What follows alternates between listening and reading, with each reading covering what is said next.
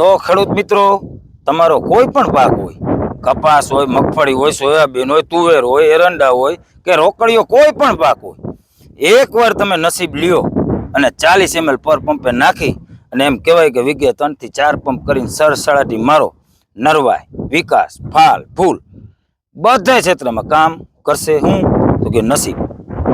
ફાલ ઓછો હોય તો હાલે, વિકાસ ન હોય તો હાલે. વૃદ્ધિ વિકાસ માટે ખાસ રોકડિયા પાકમાં ગુવાર, ભીંડો, મરચા, રીંગણા, ટમેટા, દૂધી, રીંગણા, કારેલા, કોઈ પણ પાકમાં સડસડાટી 40 ml પ્રમાણ. પણ ખાસ ખેડૂત મિત્રો, નસીબ છાંટતા હોય ત્યારે સ્ટીકર સસ્તું અને સારું ગમે એ હોય એ 5 ml પંપે નાખતું જવાનું અને સ્ટીકર ભેગું રાખીને નસીબનો રાઉન્ડ કરો એટલે તમારે કાંઈ ઘટે ને એવું જોરદાર રિઝલ્ટ મળે.